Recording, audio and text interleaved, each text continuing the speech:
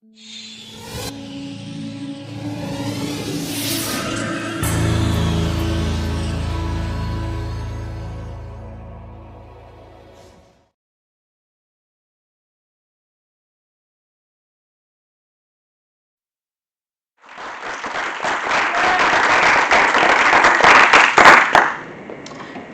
I start, I want you to think of your morning.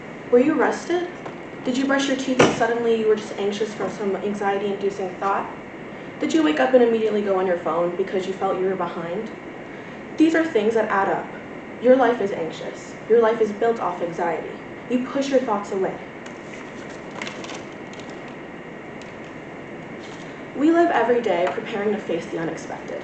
We live in a world where anxiety dictates our lives. Schoolwork, an after-school job, sports, and the more deep-rooted issues we don't really subconsciously notice, like our people-pleasing habits, personal shame into wanting to ask for help, comparison to others.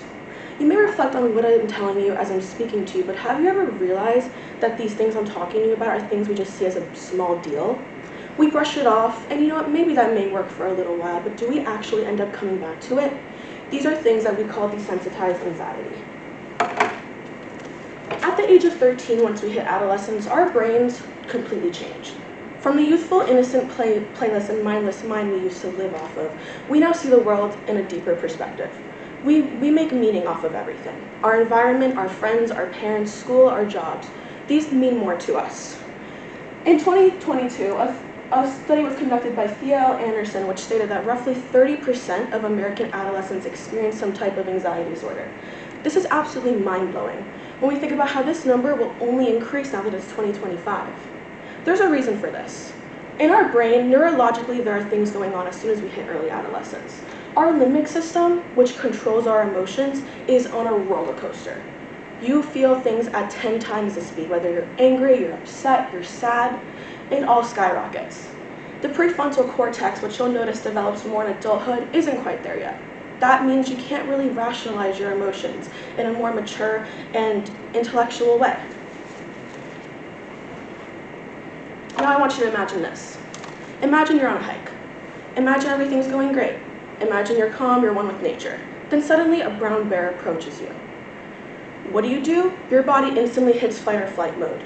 Your heart's racing, your blood is rushing. You're not sure what you're really doing. You're hoping you're going to make out of this alive. Your fight or flight mode is caused when cortisol and adrenaline are released at rapid rates. What I want you to do right now is I want you to replace that bear with anxiety. Every time you find or you face something anxiety-inducing, your brain treats it as much as a physical threat as it is an emotional threat to you. It's unpredictable. It creeps on you. You're unsure what to do. This bear is similar to anxieties that we have in our lives. Our brain responds to emotional and environmental stress just as similarly as physical threats. We often push aside our anxieties because society tells us to, whether it's our coaches, whether it's our teachers, whether it's our parents. We feel it at unpredictable times. We have our own bears come in our lives. We don't really know what to do. All these feelings of endangerment, vulnerability, and intense emotions are at rapid speeds, and our nervous system begins to break down. I'm sure you all have heard the phrase, it's not a big deal when we're approaching our adults to something. I'm sure you guys have all been told that everything is going to be okay and we're just being overdramatic. Well, we're not. Anxiety often leads to things like overthinking, people-pleasing, perfectionism, all traits rewarded by our capitalist productive pushing culture, Daniela Wayne, a licensed social worker, says. Pushing away our feelings off to the side, spending years avoiding them, will only make them come back to you. Whether it's at that sleepover you were having fun at 2 seconds ago before you thought about something, whether it's at the grocery store, whether it's on your bedroom floor at 3 a.m., your anxiety will catch up to you eventually. We put a shame on vulnerability as a society. Social media, your parents, will often make jokes or make light of it by telling you you're just a teenager, by telling you that your anxieties aren't valid and you're being overdramatic. Anxiety has no designated place and no designated time, and we need to work on stop trying to perfect our minds. I know this because I've experienced a lot with anxiety in my life. I've always felt the need to put my feelings into a little box and just push them off to the side. I can speak from experience, avoiding it never works. Avoiding it will make it come back to you, like I said, in the grocery store when you're having a great time with your friends and suddenly the whole world stops and your mind is just focused on that anxiety-inducing thought. You will feel the need to avoid your feelings. You will shame yourself for being anxious, as I did. I felt like my anxieties were just a small deal. I didn't need to worry about them. I can worry about them next week, in a few hours. But I didn't come back to it. I didn't think about it. Until it eventually caught up to me, and again, my nervous system did not like that. My brain didn't like that. My brain didn't like the fact that I was pushing everything to the side because everyone was telling me to. I was trying to perfect my own mind. Anxiety may be recognized. We may be having mental health assemblies at school. We may be having mental health fairs at school. But do we really know what it is? Sure, we could be anxious about that test, but what is the context surrounding that test? We have our parents to please. We have our teachers to please. We have a grade. We have our GPAs. There are many factors that go into the things that we are anxious about. It is never just as simple as it was just a test. It is a big deal. Whatever brings any type of discomfort to you is a valid reason to be discomforted. We should not be afraid to talk about it. Anxiety is consuming. Anxiety is a lot. Sometimes that's all we think about. Sometimes we don't even subconsciously notice it. There are ways to break down our anxiety and reframe it in ways. We can look at cognitive behavioral therapy, which has a high success rate amongst the youth. This therapy is basically a way to reframe and alter your mindset about how you approach things.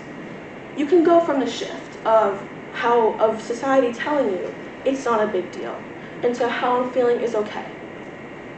Learning to sit with your anxiety, learning to just take a moment out of your day, whether it's an hour, just to sit and think about what you're feeling, is heavily important, and we don't recognize that enough. We are often told to push things, avoid things, minimize it. But have we ever just stopped to think that this is bothering me? I need to sit with it. I need to think about it. We can start with personal validation, which is something that is very hard. Therapy is not a one-size-fits-all, and it could take months, maybe even years to break free from that anxiety-minimizing cycle. It doesn't help when we have adults in our lives, the people we are supposed to look up to as mentors, telling us that we have to minimize every inconvenience and every roadblock. If we're not sure how to handle these small, minor anxiety things, how are we supposed to handle the more complex situations we will go through in adulthood? That game you're worried about, a valid reason to be anxious. That test that you've been cramming up all night, a valid reason to be anxious. We can sit with the anxiety and break the stigma. We don't have to live in a world where we have desensitized anxiety, and we don't have to people please and worry about how other people feel about the way that we feel. We can live in a world, hopefully one day, where we won't have to worry about what others think. We can be anxious because we feel like we need to be anxious. We can cry because we need to cry. There's no reason to grow up. Just because we're 18 doesn't mean we have to figure everything all at once. Therapy is a raw and vulnerable and emotional thing. It takes time. Time is your best effort when it comes to anxiety. Not minimizing it, not putting it in a little box as I did when I was younger, but facing it, sitting with it, and finding some comfort in it.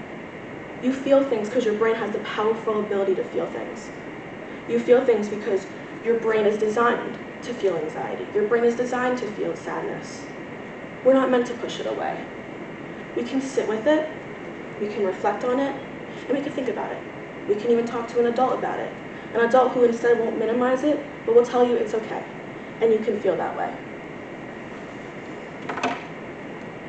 We can live in a world, hopefully, where the stigma is breaked, and we can like ourselves, and we can learn to be more human.